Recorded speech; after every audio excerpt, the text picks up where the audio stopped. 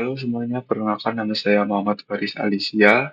Saya mahasiswa aktif dari program studi arsitektur Universitas 17 Agustus 1945 Surabaya.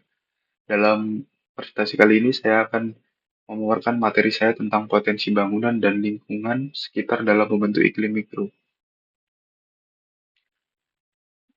Jadi, iklim mikro adalah faktor penting dalam mendesain bangunan. Mungkin di skala kota kita sering sekali menghadapi suhu yang tinggi, keadaan kota yang panas, dan juga kelembapan yang ekstrim. Namun uniknya pada skala kecil seperti antar ruang, bentuk fasad, ataupun antar massa, itu iklimnya sangat berbeda, dan itu yang dinamakan iklim mikro. Nah, untuk kali ini saya akan membahas bagaimana pentingnya iklim mikro, faktor-faktor membentuk iklim mikro, dan strategi pengendaliannya. Khususnya untuk kita yang berada di kota-kota seperti Surabaya, agar kita menciptakan desain bangunan yang lebih nyaman dan efisien energi. Next, kita mulai dari apa sih itu iklim mikro? Iklim mikro adalah kondisi iklim lokal pada area kecil yang mungkin hanya sekitar 500 meter persegi dari bangunan tersebut.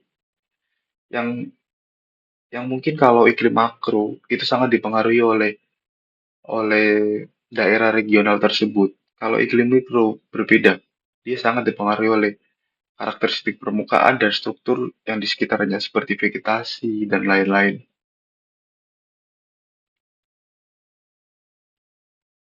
Mengapa iklim mikro itu sangat penting? Satu, dia menentukan kenyamanan thermal. Jadi, seberapa kita pintar untuk mengendalikan iklim mikro akan menentukan seberapa kenyamanan thermal pada bangunan tersebut. Yang kedua, jika kita bisa mengendalikan iklim mikro dengan baik, tentunya kita akan sangat efisien pada energi. Jadi penggunaan AC dan lain-lain itu akan sangat berkurang. Dan ketiga, mungkin untuk kita yang berada di kota-kota tropis, itu menjadi salah satu tantangan bagaimana kita merancang suatu bangunan yang memiliki kondisi iklim mikro yang baik. Dan ini perlu perhatian khusus, teman-teman. Dan yang terakhir, mungkin desain lingkungan, desain bangunan dan kondisi lingkungan sekitar itu sangat mempengaruhi bagaimana iklim mikro pada bangunan tersebut dan memerankan peranan krusial dalam membentuk iklim yang baik dan juga kondusif. Nah, next ada bagaimana sih faktor utama pembentuk iklim mikro? Yang satu ada radiasi matahari dan bayangan. Pola bayangan terbentuk dari bangunan dan vegetasi, yang mana mempengaruhi distribusi panas. Jadi ketika tapak kalian berada di antara bangunan yang tinggi, itu akan sangat berpengaruh karena akan sangat menurunkan suhu.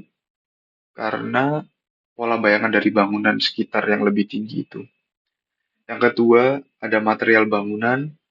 Jadi kita memilih jenis dan warna material bangunan yang menentukan seberapa banyak panas yang akan diserap atau dipantulkan. Yang ketiga, faktor angin dan kepadatan bangunan juga sangat faktor utama untuk membentuk iklim mikro pada bangunan tersebut.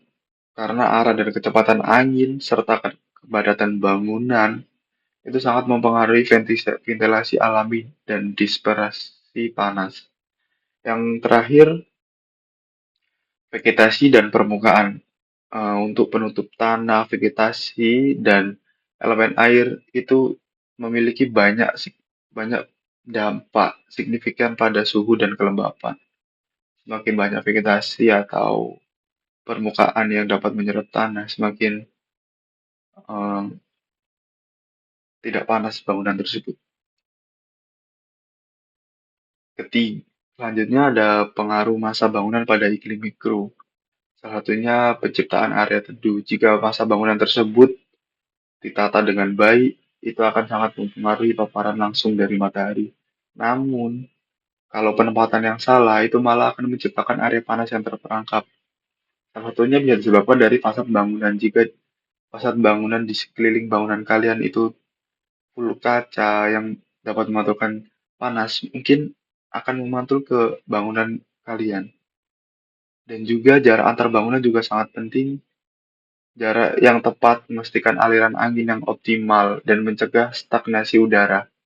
Dan terakhir mungkin bentuk atap. Bentuk atap juga mempengaruhi radiasi panas, permukaan, dan suhu lingkungan sekitar.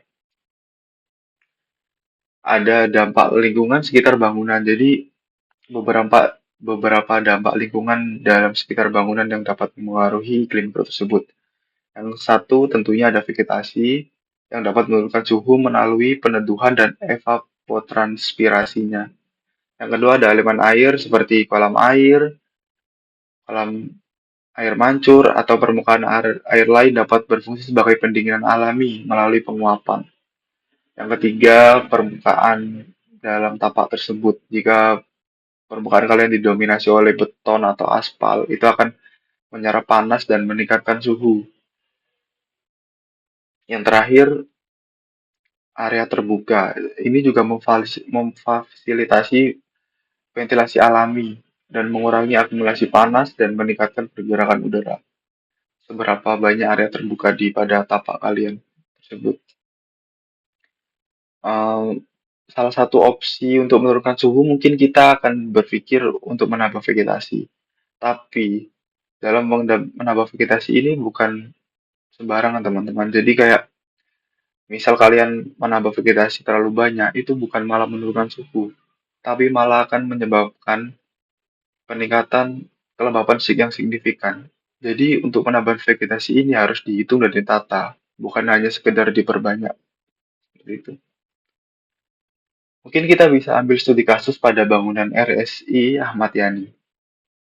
Pada bangunan tersebut, areanya cukup terbuka dan bangunan rumah sakit ini menjulang tinggi di area tersebut. Jadi otomatis paparan sinar matahari akan sangat mempengaruhi bangunan tersebut karena tidak ada peneduh di sekitarnya. Tapi orientasi bangunan tersebut sudah sangat optimal karena sisi panjangnya dihadapkan pada sisi utara dan juga selatan, sementara yang pendek itu berhadapan dengan timur dan barat. Jadi otomatis untuk paparan sinar matahari dia tidak akan terpapar seluruhnya ke bangunan tersebut dan akan ya menurunkan suhu cukup optimal.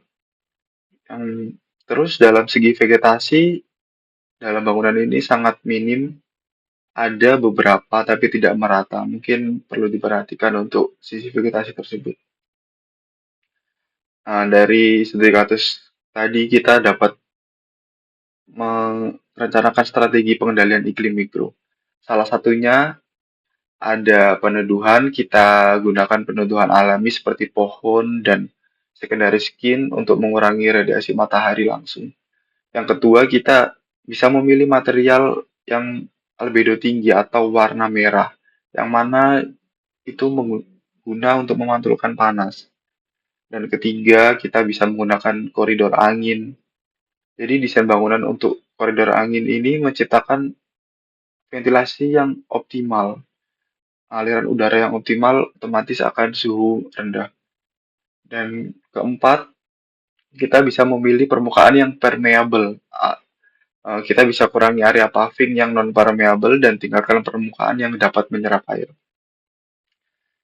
Solusi kelima, kita bisa menambahkan banyak elemen air seperti kita bisa tambahkan kolam, air mancur, atau beberapa kolam di area bangunan tersebut. Setelah kita menerapkan uh,